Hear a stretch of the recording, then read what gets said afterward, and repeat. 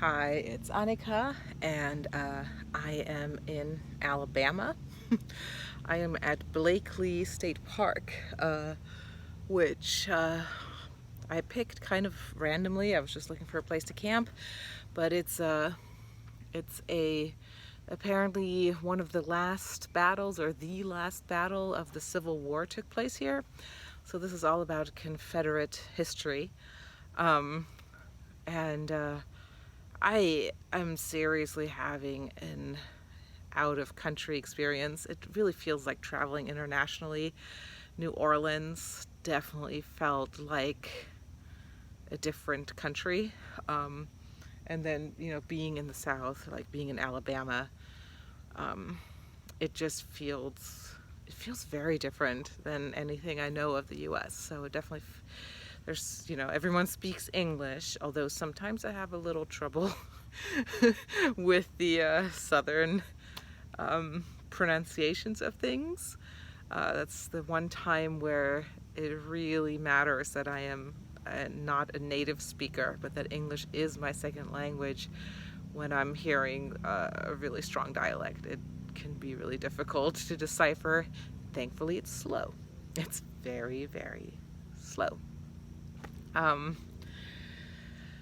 uh, so I've been experiencing a lot of, I guess, Southern hospitality. It started pretty much immediately once I crossed into Texas, and it was all ma'am and lady and men holding the door open for me, um, and just, escorting me, like for my own safety, like not, it kind of confused me at first. I'm like, do I look dangerous? Like, why am I being escorted? Like, I'm gonna, steal or something. But it was actually men escorting me, like, to my campsite. Like, the camp host would take me to my campsite as close to the bathrooms as possible, and it was all for the safety of the lady. So, so that's been something that's been taking some getting used to.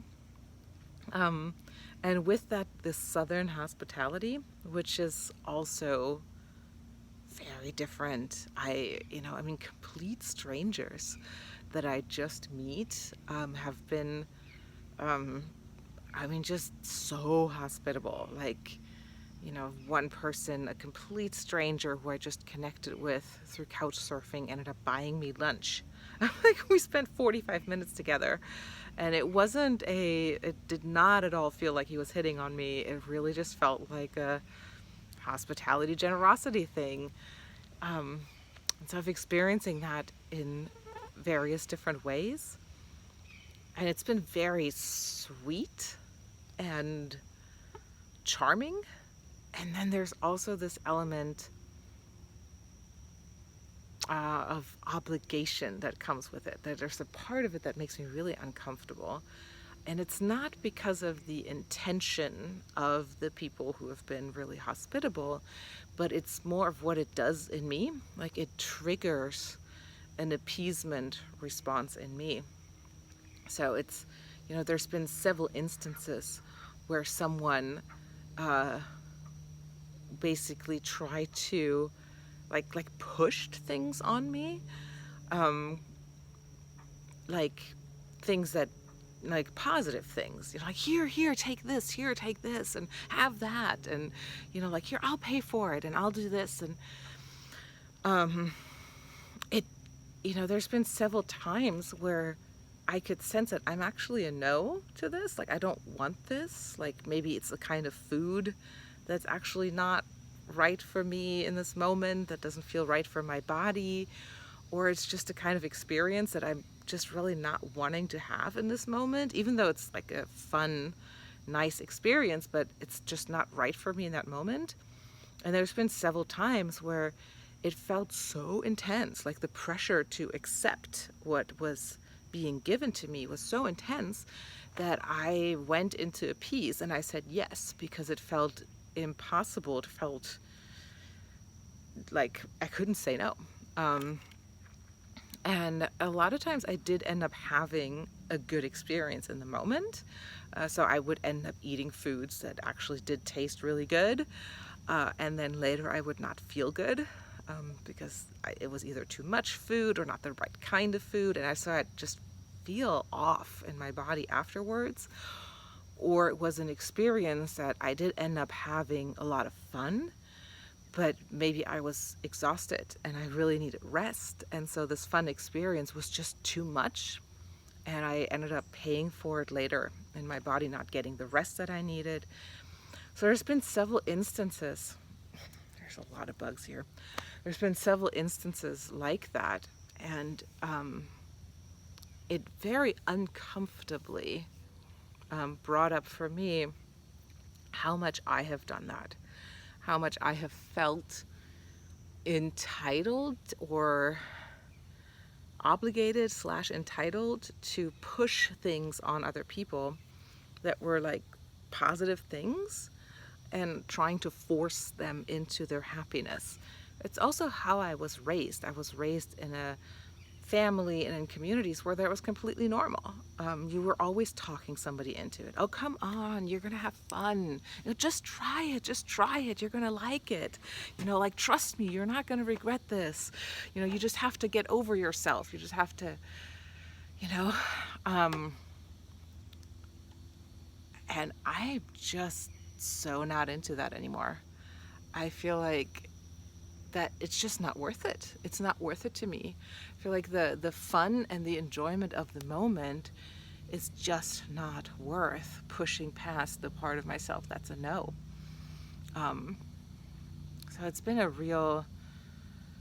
kind of an awakening of just how much that impacts me and how much that feels like a boundary violation to me. Like when I can't hold my boundaries, when I end up caving and saying yes, even though I do not have an inner consensus, because that means I have to violate the part of myself that's a no. I have to push past that part and not listen to it. And so that feels like an internal boundary violation, like I'm doing violence to that part of myself. And it's also really made me confront how much I have done this, how much I do that still sometimes, and how it's really like how much I just don't want to do that anymore. It doesn't feel like I'm telling myself when I'm the one doing this, when I'm like, oh, just go ahead and try this, trust me. I've been an evangelist. Like that's kind of, I was like when I was a Jesus freak, I was an evangelist for Jesus. When I became a raw foodist, I became an evangelist for raw foodism. I've been an evangelist for all kinds of different things. So it kind of runs really deep in me, but I'm kind of questioning or just realizing how it's really not so much about the other person. As much as I tell myself, oh, I'm doing that person a favor, it's for them, I'm in service to that person. I don't really buy it anymore. Like, it's more about, like, I feel like there's more of a selfish motivation in that for me. Like, I really want to be the person giving that other person a pleasant experience or enlightening that other person to some truth that I believe I have and they don't. Yeah. Anyways, it's getting very buggy. I'm getting eaten by mosquitoes. So I'm just going to leave that kind of half formed here and get out of the swamp into my mosquito netted car. And maybe read a little bit more on the Confederate history here, which is interesting.